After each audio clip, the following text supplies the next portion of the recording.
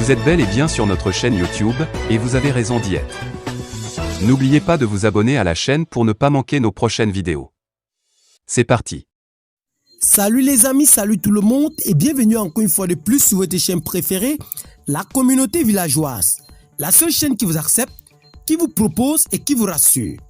Eh bien les amis, nous allons faire un petit tour au niveau du Mali en ce jour pour vous présenter la terrible décision contre la France qui risque de coûter cher au gouvernement du président de la transition, le colonel Assimi Goïta. En effet, les ONG financées par la France doivent cesser leur activité. Telle est la nouvelle décision du gouvernement malien au pouvoir. Une décision qui va surtout pénaliser la population, rapporte le média France Info dans sa parution 29 novembre 2022. C'est avec un sentiment de sidération, de colère que le collectif Coordination Sud dénonce l'instrumentalisation des ONG prises dans des jeux diplomatiques qui les dépassent. Elle avait déjà beaucoup critiqué l'arrêt des financements de l'aide française au développement amorcé en février et confirmé la semaine dernière par Paris. Une décision qui a probablement suscité les représailles, en particulier cette nouvelle interdiction. Selon la justification de la France, ce gel de quasiment 100 millions d'euros par an est du fait de la présence de Wagner.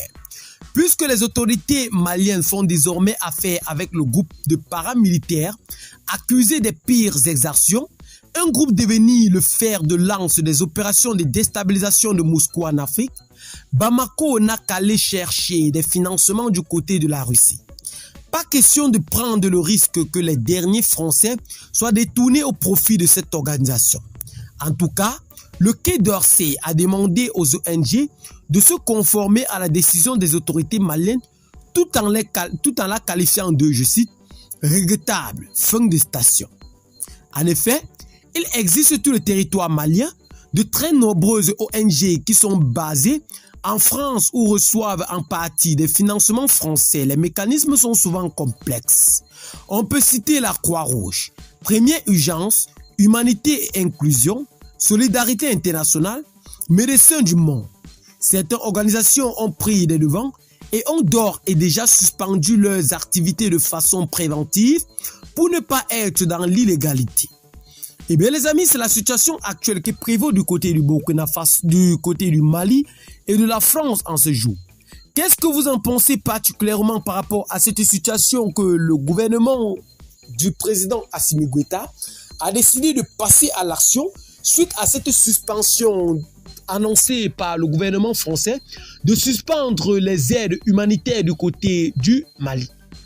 Et que le président de la transition malienne, le colonel Assimi Goïta, a décidé une fois de plus de suspendre une fois l'entièreté de tous les ONG présents sur le sol malien. Peut-il réellement tenir à cette promesse ou à cette décision qu'il a prise sur le sol burkinabé? A-t-il un plan B véritable qui décide de maintenir la population burkinabé, puisque nous savons bel et bien que la population actuellement est en besoin à plus de 39% qui sévit dans la famine et dans le manque. Et la décision que vient de prendre le colonel Assimi Goïta ne peut que perpétuer cette famine et ce désordre qui ne cesse de ruiner le sol Bamako en ce jour. Qu'est-ce que vous en pensez par rapport à cette décision que vient de prendre le président de la transition malienne? Laissez-nous massivement vos commentaires. Abonnez-vous à la chaîne si ce n'est pas encore fait. Partagez la vidéo avec les amis si vous l'avez trouvée intéressante. Et à très bientôt pour de nouvelles vidéos. Bye bye.